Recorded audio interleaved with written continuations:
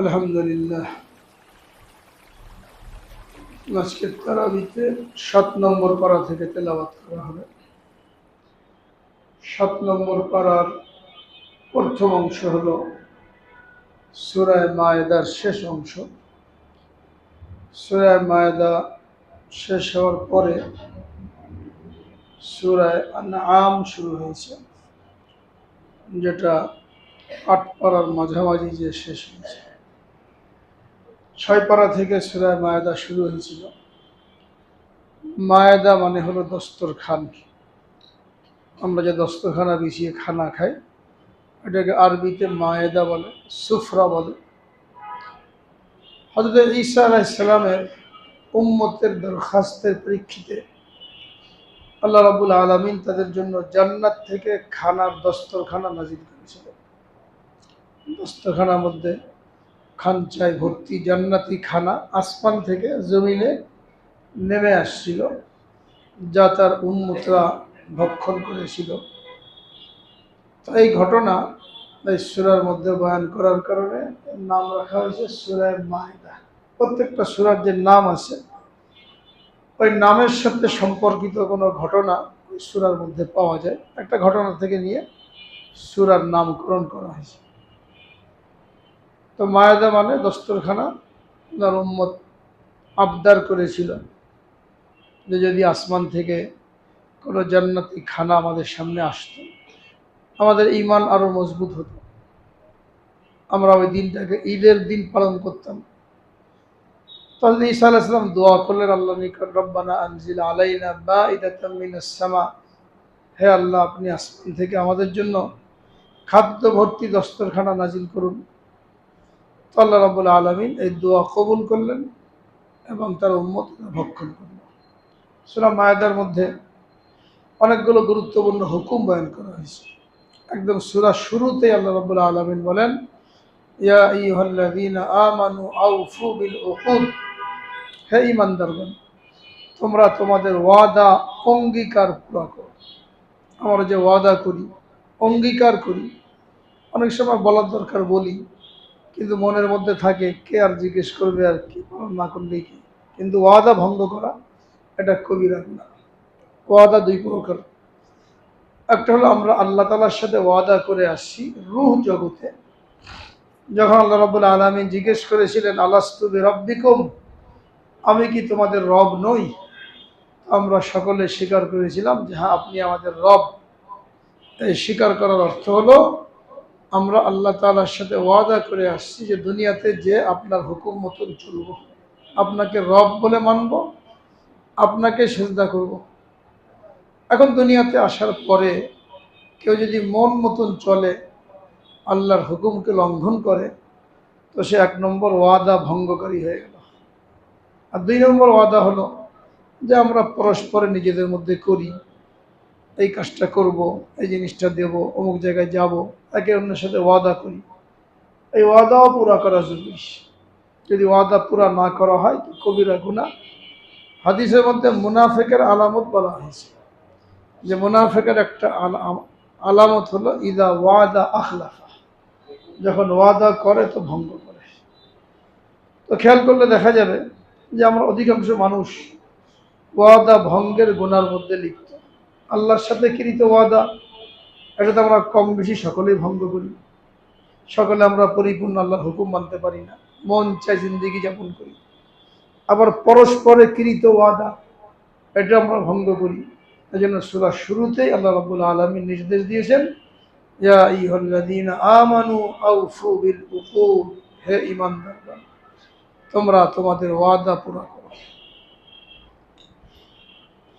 পরস্পরে নেক কাজের মধ্যে সহযোগিতা করার জন্য আল্লাহ রাব্বুল আলামিন নির্দেশ দিয়েছেন, ওয়াতাআওয়ানু আলাল বিররি ওয়াত তাকওয়া ওয়ালা তাআওয়ানু আলাল ইসমি ওয়াল উদওয়ান, তোমরা একে অন্যকে নেক কাজে সহযোগিতা করো, ভালো কাজে সহযোগিতা করো, গুনার কাজে একে অন্যকে সহযোগিতা করো না। এখন কেউ যদি ভালো কাজে বাধা দেয়, তাহলে আল্লাহর হুকুম লঙ্ঘনকারী হলো। খারাপ কাজে একে অন্যকে সহযোগিতা করে, তাহলে আল্লাহর হুকুমকে লঙ্ঘন করা হলো। এবং দেখা যায় যে আমরা বেশিরভাগ ক্ষেত্রে এই গুনার মধ্যে লিপ্ত। একজন দিনের উপরে চলতে চায়, আমরা তার জন্য বাধা হয়ে দাঁড়াই।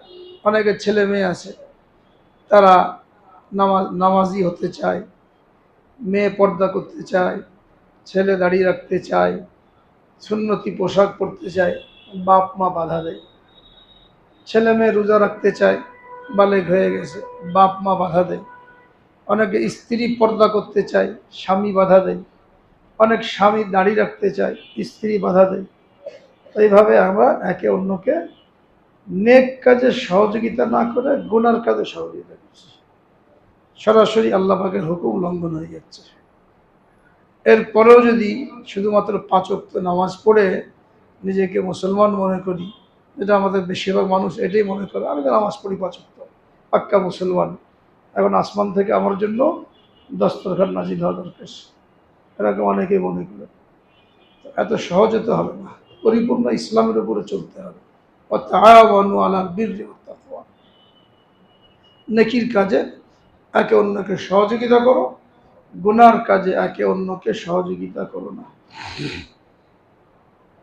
মানুষকে হত্যা করা এটা এত বড় একটা গুনাহ, আল্লাহ রাব্বুল আলামিন বলেন, মান কাতালা নাফসান, যে ব্যক্তি কাউকে অন্যায়ভাবে হত্যা করলো, কান্নামা কাতালান নাসা জামিয়া, সে কেমন যেন দুনিয়ার সমস্ত মানুষকে হত্যা করলো। আর যে কাউকে জিন্দা করলো, অর্থাৎ হত্যা করা থেকে বাঁচালো, ফাকান্নামা আহিয়ান নাসা জামিয়া, সে কেমন যেন সমস্ত মানুষকে জিন্দা করলো। অন্যায়ভাবে হত্যা করা এটা এমন গুনাহ, কালকে বলা হয়েছিল যে ইচ্ছাকৃত কেউ যদি কাউকে অন্যায়ভাবে হত্যা করে, তার জন্য চিরস্থায়ী জাহান্নামের ফয়সালা। এই হত্যাকাণ্ড কোত্থেকে শুরু হলো?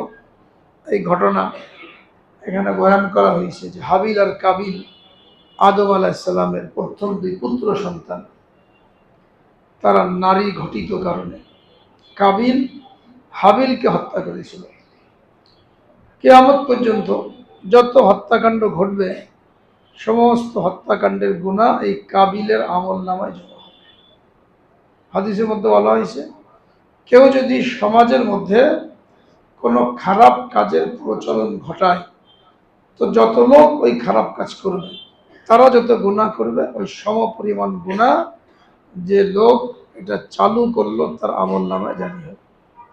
যেমন কি সিনেমা হল বানালো, এখন যত লোক সিনেমা দেখবে, তো হলের যে মালিক বা পরিচালক, যত লোক এটা দেখে গুনাহগার হবে, সমস্ত গুনাহ ওই লোকের আমলনামায় জমা হবে। কেউ রিসোর্ট বানালো, অনেকে রিসোর্ট বানায়, পার্ক বানায়, নারী পুরুষ আড্ডা দেয়, বিভিন্ন রকমের অশ্লীল কাজ চলে, যত গুনাহ হবে এই রিসোর্টের মালিক সমস্ত গুনার জিম্মাদার হবে। উল্টা কেউ যদি কোনো ভালো কাজ চালু করে, মান সান্না সুন্নাতান হাসানাতান ফালাহু আজরুহা, যত লোক ওই ভালো কাজ করবে কিয়ামত পর্যন্ত, সমস্ত তারা তো নেকি পাবেই, আর এই পরিমাণ নেকি ওই ব্যক্তির আমলনামায় জমা হবে। যেমন কেউ মসজিদ বানালো, মসজিদ বানানোর মধ্যে সহযোগিতা করলো, তো মসজিদে যত আমল হবে, লোকে নামাজ পড়বে, এই নেকির একটা অংশ ওই ব্যক্তির আমলনামায় জমা হবে। কেউ কোনো মাদ্রাসা বানাতে সহযোগিতা করলো, যেখান থেকে ইলমের চর্চা হবে, তো যত লোক এর দ্বারা উপকৃত হবে, ওই দান করনেওয়ালা তার আমলনামায় এই নেকিগুলি জমা হবে। হত্যাকাণ্ড এরকম একটা, কাবিল যেহেতু এটা সূচনা করেছিল, এই জন্য কিয়ামত পর্যন্ত সমস্ত হত্যাকাণ্ডের গুনাহ কাবিলের আমলনামায় জমা হবে। আল্লাহ রাব্বুল আলামিন যে আসমানি কিতাব নাজিল করেছেন, প্রত্যেক যুগে সর্বশেষ যুগে কোরআন নাজিল করেছেন, এই কোরআনের বিধান অনুযায়ী ফয়সালা করার জন্য নির্দেশ দিয়েছেন। যত আইন দেশে চলবে, বিচার কাণ্ড চলবে, এই সমস্ত কোরআনের আইন অনুযায়ী হতে হবে। মানুষের তৈরি করা আইন, চাই সেটা পার্লামেন্টে পাস হোক অথবা কোনো নির্বাহী আদেশে কোনো আইন জারি করা হোক, যদি কোরআন হাদিস বিরোধী হয়, আল্লাহ রাব্বুল আলামিন বলেন, আমাল্লাম ইয়াহকুম বিমা আনজালাল্লাহ ফাউলাইকা হুমুল কাফিরুন, আল্লাহ তাআলার নাজিলকৃত বিধান অনুযায়ী যারা বিচার করে না, এরা সব কাফের, ইসলাম থেকে খারিজ। আমাল্লাম ইয়াহকুম বিমা আনজালাল্লাহ ফাউলাইকা হুমুজ জালিমুন, যারা আল্লাহ তাআলার নাজিলকৃত বিধান অনুযায়ী ফয়সালা করে না, এরা সব জালেম। আমাল্লাম ইয়াহকুম বিমা আনজালাল্লাহ ফাউলাইকা হুমুল ফাসিকুন। ৩ নম্বর আয়াতে বলেন, যারা আল্লাহ তাআলার নাজিলকৃত বিধান অনুযায়ী ফয়সালা করে না, এরা সব ফাসিক।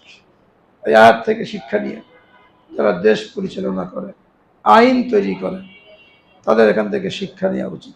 পদ পাওয়া খুব মিষ্টি মধুর জিনিস, কিন্তু এর যে গুনাহ, এটা যদি মানুষ জানতো, তাহলে জোর করে কাউকে ক্ষমতায় বসালেও সে রাজি হতো না।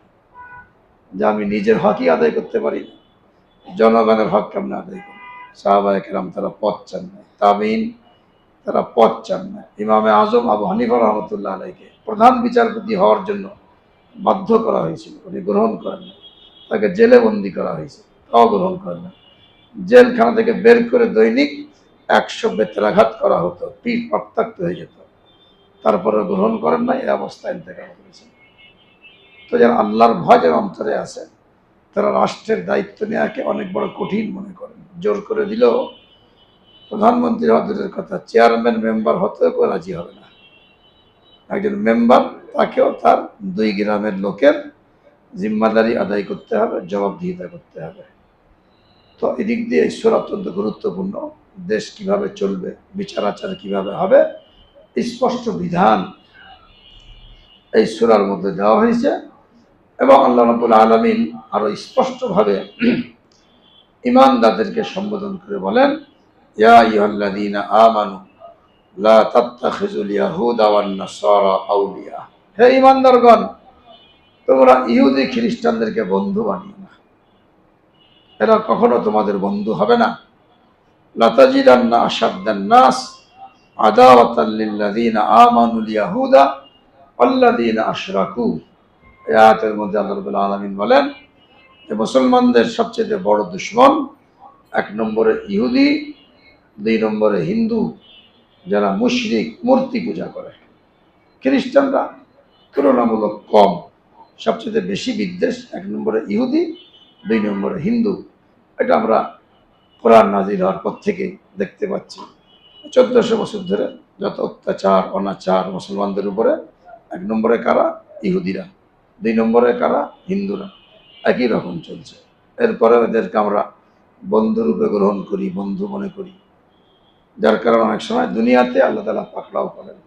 আর দুনিয়াতে যদি পাকড়াও না হয়, আখিরাতে তো পাকড়াও আছে। সর্বশেষ এই সূরার শেষ অংশে ওই ঘটনা বয়ান করা হয়েছে। ওই ক্বালা ঈসা ইবনে মারইয়াম, যখন ঈসা আলাইহিস সালাম দোয়া করেছিলেন আল্লাহর নিকট যে আমার উম্মতের জন্য আপনি জান্নাত থেকে দস্তরখান প্রেরণ করুন। তো আল্লাহ রাব্বুল আলামিন খাদ্য ভর্তি দস্তরখানা তাদের জন্য প্রেরণ করেছিলেন।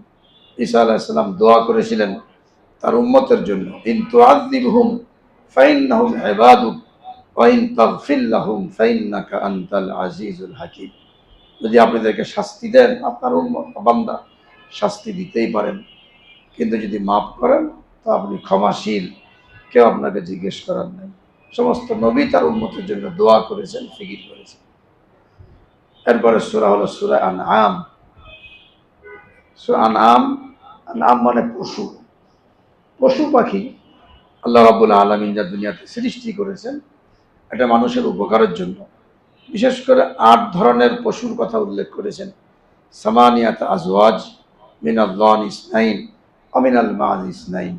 8 জোড়া পশু আমি সৃষ্টি করেছি, যার গোশত তোমরা ভক্ষণ করো, দুধ পান করো, এবং এইগুলোর লোম দিয়ে তোমরা কাপড় তৈরি করো, তাঁবু তৈরি করো। ভেড়া, ছাগল, উট, বকরি, মহিষ, দুম্বা, এইগুলো আল্লাহ রাব্বুল আলামিন বান্দাদের জন্য। এবং তাহমিলু আফখালাকুম, অনেক সময় এদের উপরে বোঝা বহন করে অনেক দূর পর্যন্ত নিয়ে যাও। তো এগুলো আল্লাহ রাব্বুল আলামিনের নেয়ামত বান্দার জন্য। এই পশুগুলোর কথা বিশেষভাবে উল্লেখ করার কারণে এই সূরার নাম হলো সূরা আনআম, যেটা 8 পারার মাঝামাঝি যে শেষ হয়েছে। এরপরে যে সূরা হবে, শুরু হবে, এটা হলো সূরা আরাফ, যার 1 পৃষ্ঠা আজকে তেলাওয়াত করা হবে। বাকিটা কালকে তেলাওয়াত করা হবে। তো সূরা আরাফ সম্পর্কে ইনশাআল্লাহ আগামীকাল আলোচনা হবে।